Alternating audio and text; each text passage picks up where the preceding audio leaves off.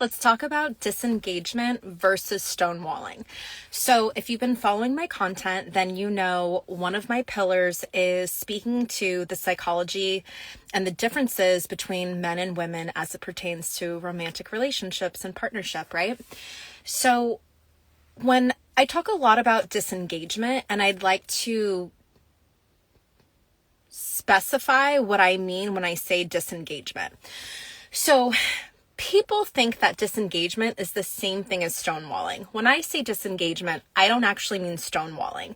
If you don't know this, stonewalling is a defense mechanism in which the person goes into shutdown mode and then completely controls or attempts to control the emotional atmosphere through domination, through passive aggression, which is actually aggression, in which they choose to ignore you, become unresponsive, and punish you with their silence.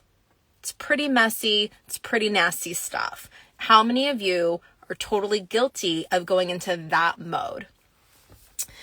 It's an attempt for your brain to protect your heart from perceived threat and pain and something that just feels very disabling to you in the moment. But what it does is it actually creates you trying to go into a very distorted version of control. So you feel threatened, offended, and hurt, right?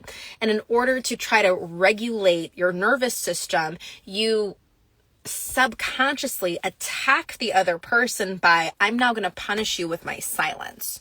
I'm now going to manipulate you with my ignoring you.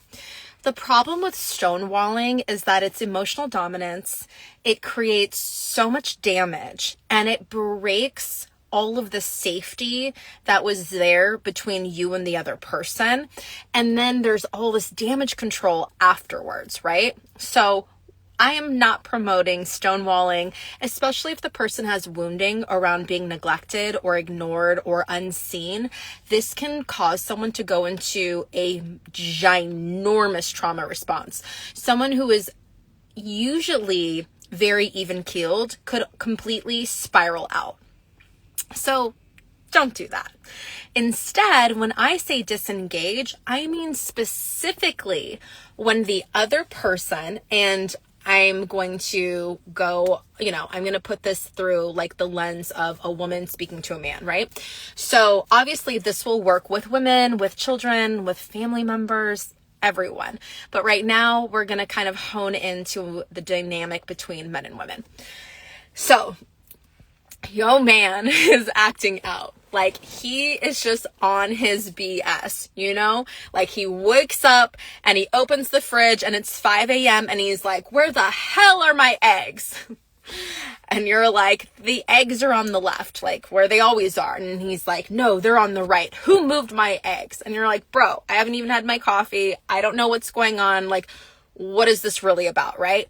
That's him being on his BS, right? Or he has pulled back from you. He has stopped showing up. There's tension building. He's picking an argument with you. He's ignoring you. He's ghosting you. Like whatever it is, it doesn't feel good. It feels strange. You don't like the behavior. It's giving negativity. You feel me? We're together? Okay, so your man is on his BS and it is feeling a negative Nancy in the house and you are not about this life. What do most women do? They engage with it. That's where you go wrong. That's where you've already lost the battle. You've already lost. It's never going to go in your favor. Okay. You engage with it because you think if I'm really nice, if I'm a healer, I'm a teacher, I'm a therapist, I'm a behavior strategist, I'm a yogi, like I'm all of these things. So if I just nurture him right now, if I just give compassion right now, if I become inquisitive and start asking him lots of questions, in other words, if I start to become his therapist, and I show how kind I am, how much I love him, how much my girl just says you've got to call him out with love and fierceness. No, I'm not even going to say that. No, don't call him out. No. Please don't call him out. Please don't call him out. Okay, so we're not stonewalling. We're not going into our kindness and our sweetness and trying to like get him to open up. We're not prying ever. And we're also not calling him out. Instead, we're going to match male psychology with male psychology. Okay? You are in the wild. These men are wild, women. They are wild. So I'm going to teach you how to meet them in the wild and match their energy. Okay? Because the quickest way to unravel the drama is to disengage when he's on one. So he's on one clearly. Here are the telltale signs. And he's playing dumb. Okay? And he's like doing all these weird things. And you're just like, what is this energy? Okay? You may not be able to put your finger on it. You may not be able to map it. It doesn't even matter. You just know that he's acting whack and I don't like it. So you disengage. Immediately disengage. Now, if he's on a real tyrant, like a serious tantrum, then you do get fierce and you just say, I'm not engaging with this right now. I can see you are on one. When you're done with this, whatever this is, give me a call, right? But let's say it's not as obvious. It's not as much of him throwing up in your face. It's just a little bit more discreet. It's a little more subtle, right? So he's subtly acting out. And that's where women go crazy because they want to then what? They want to talk about it. They want to engage with it. This is what I'm trying to tell you, women. You have to stop trying to engage when he is acting out. It's the same thing with soft parenting. You start engaging with the toddler, with the 7-year-old when he's acting out. No, you don't. Especially with boys. You disengage. It works every time. So you disengage by just becoming quiet and becoming absent. It's different than I'm abandoning you, I'm punishing you, I'm giving you the silent treatment. It's, oh, holy wisdom. I can see that you're on one. I can see that you're trying to pull me into it with you.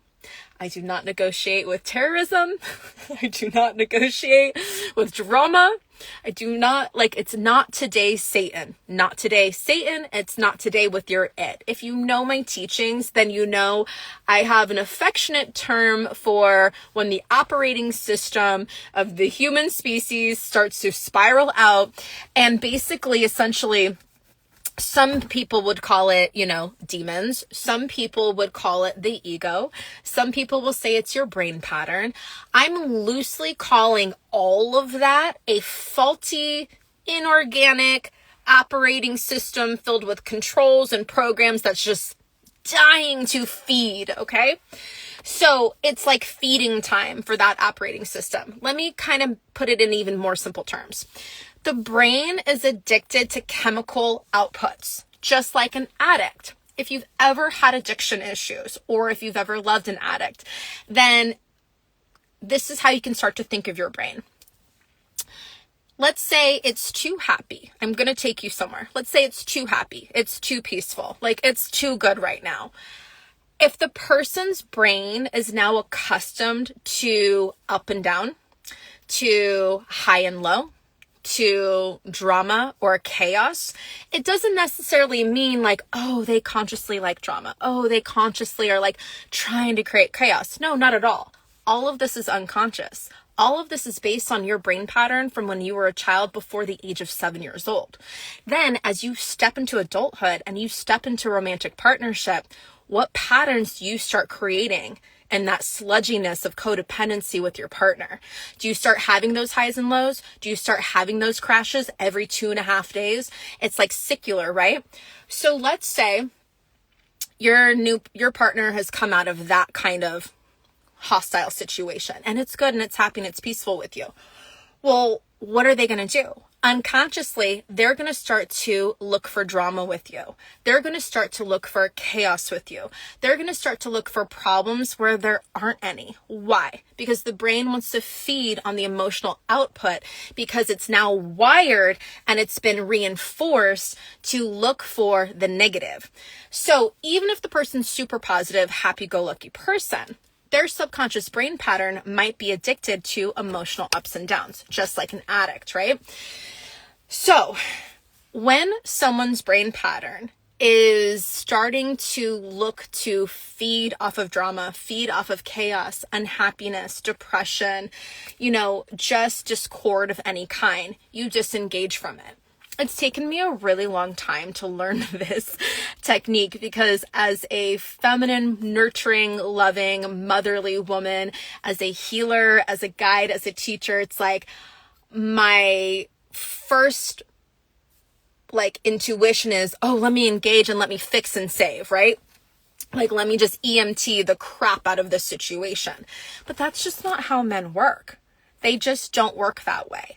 In fact, the more you engage with a man and try to prove how nice you are, how sweet you are, how genuine you are, how valuable you are, the less he appreciates you. All of a sudden, you've depreciated your value in front of him. Women don't get this. But why, Freedom? Why would I be depreciated? Why wouldn't he appreciate me? Well, think about it. Does that work? Has it worked for you doing that? How many times do you see women turn themselves into their own doormat from just trying to be nicer and nicer when he's upset, when he's on one, when he's on his BS, right? It doesn't freaking work. Instead, you disengage. Again, disengage is not ignore, stonewall, and punish. Disengage is, I am not going into it with him right now. Nope, not today, Satan. I am not doing it. I'm not doing it. I'm just not available for any of this. What have you just done? Two things. One, not only did you interrupt your own brain pattern of being Captain Save-A-Ho, you've also interrupted his brain pattern because he's used to the nice girl that's going to chase after him and ask him baby, what's wrong? Baby, what's wrong? Baby, what's wrong? It's no, we're not doing that. You can ask once. That's it. Then you drop it.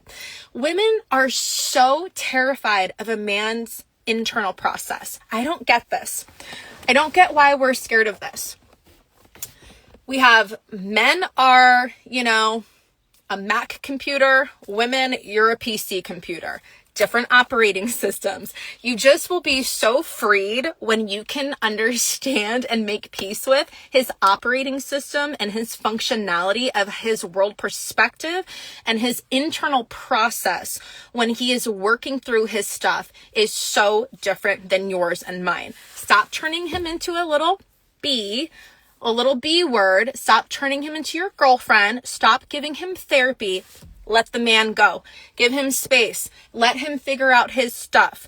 The moment you disengage, he will notice the absence of your presence. When I say presence, I mean the atmosphere that you energetically carry, that you share with him, in which the man actually grows, blossoms, expands, and pursues his highest destiny. Because we as wisdom keepers, we as the divine feminine, filled with the Holy Spirit, are the atmosphere controllers.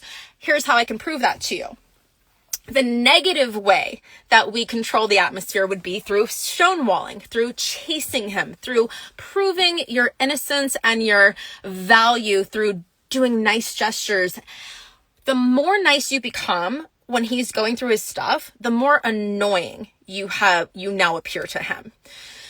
It doesn't mean that he won't take the cookies you baked him. It doesn't mean that he won't lie in the bed that you made for him. It doesn't mean that he won't wear the clean clothes that you folded for him. He will use you because you are allowing yourself to be used.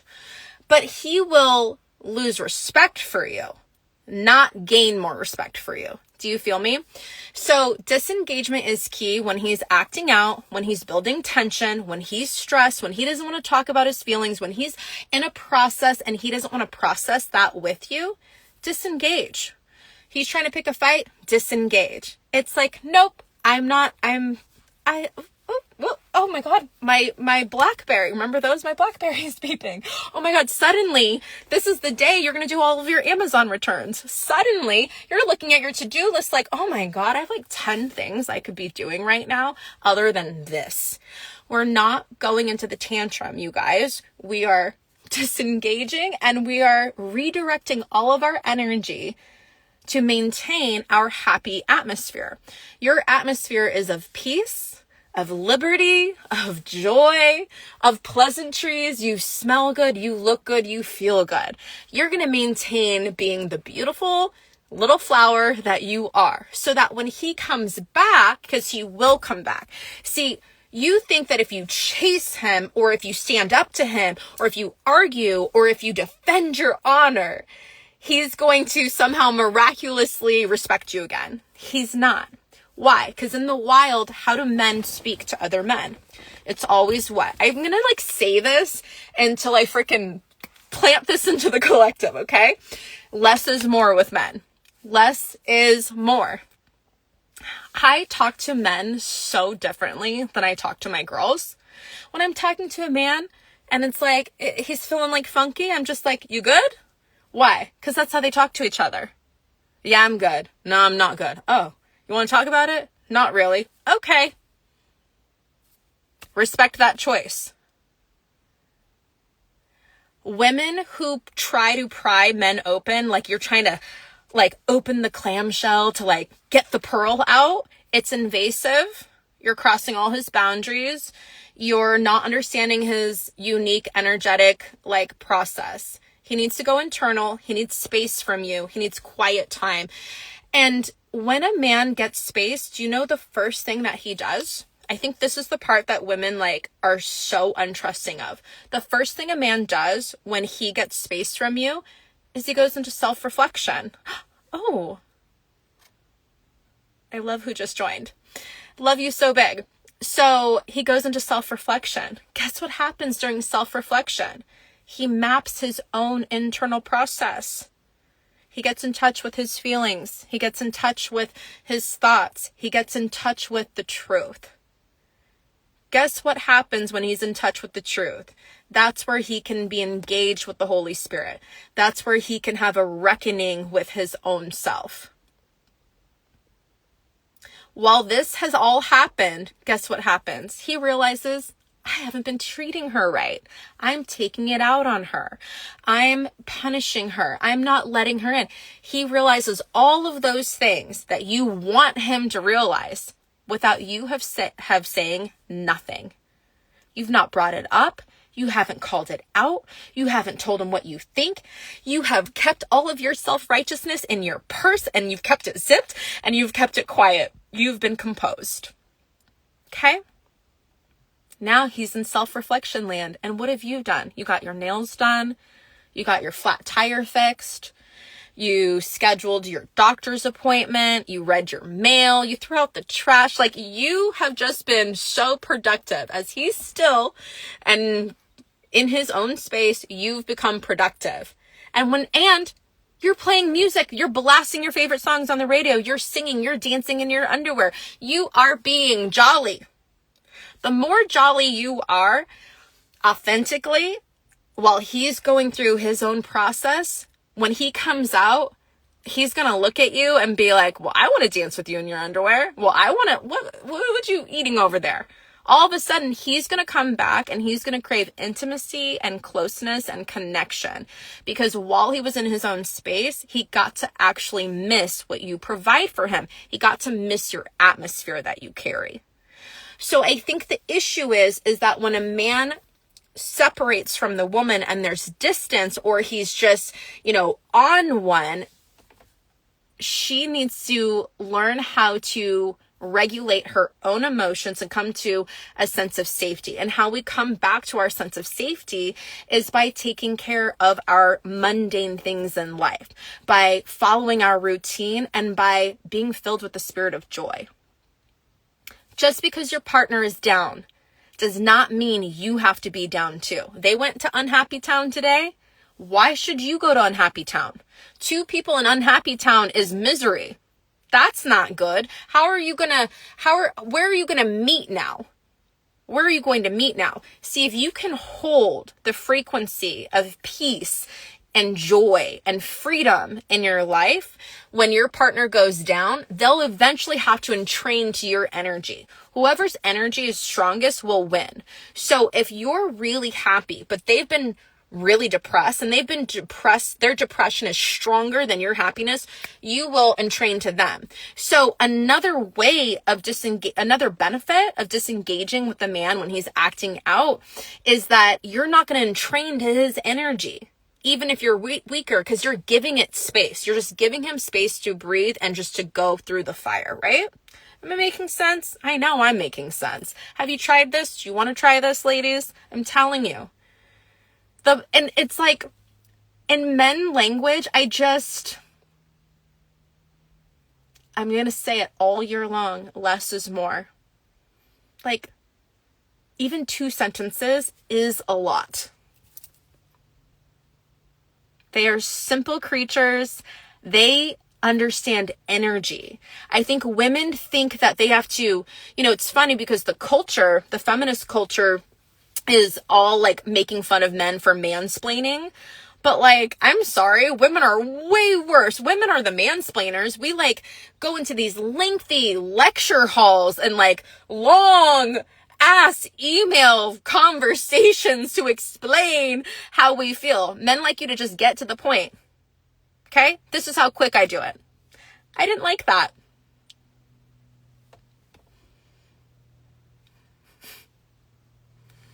You felt that, right? Man's brain is like, oof. You know what he wants to do next? I'm sorry. And then you know what he wants from you next after that? Okay, thank you. Thank you for the sorry. And then you drop it and you move on with your day. I'm going to talk more about how to drop it and move on. But we are disengaging. We are not stonewalling. You are giving him space while taking care of your own atmosphere. Because the thing that a good woman has to provide to a good man is your atmosphere. So you need to keep your atmosphere, your field intact with or without him, whether he's happy and engaged with you or not. Make sense? We together? Are you picking up what I'm putting down? You feel me? Right? Hold your atmosphere no matter what he is doing. Disengage when his atmosphere is trying to suck your atmosphere into a black hole. Okay? Don't go into the black hole. Stay above water. All right? I love you so big. I'm going to do more on this like 5-step process on how to redirect the energy. But I'll say one more thing. So what you're successfully doing is you're redirecting the energy. Okay. When you redirect the energy, you are also, this is the best part. Oh, this is the best part. Ready? This is the best part. You are also creating new brain wires because you have like successfully interrupted the pattern that wants to take place from the it and from the trauma that wants to just play out this whole like Dracula meets Godzilla, King Kong, chaotic scene. So you've redirected the energy and you've not met him in that playing field. And the thing is men don't like to be alone. So once he's alone in his own shish, he's not going to want to stay there for very long. He's going to miss you and he's going to want to come back to you. So when he comes back to you, you just greet him like, oh, there you are. You're back. You can even say that, like, it's good to have you back. It's good to have you back, right? Don't you want to be greeted with love and compassion after you've been a total a-hole, ladies, and you went to crazy town and you're in the hot seat? Like, he's out of the hot seat. He came back. Hug, kiss. There you are. Glad to have you back. We're having pizza tonight. Yay. Move on. It's like that. So what you're doing is you're training him that you are no longer going to feed negative attention disorder. You are no longer going to feed the it. You are no longer going to engage in the drama or the chaos. Instead, you are in your happy place. You are doing you. You are living your best life because you will have your ups and downs. You don't need to meet him on the down. You're just there holding space from far away. Makes sense? He's going to come back. He's going to come back and he'll trust you and he'll respect you and he will be humbled before you because he is smart enough, wise enough, and still enough in that space of you letting him alone to have figured out where he's been wrong. He may say it verbally, he may not, but Either way, physically, emotionally, mentally, the space will be shifted when he returns to you. Okay, so I'm teaching you how to rewire someone's neurotransmitter when they are seeking negative attention or conflict because their super subconscious wants to feed a negative emotional addiction by redirecting the energy through disengagement with love. Watch this like 5 more times and I know you'll get it. And comment below and let me know what you thought of this video. Bye guys.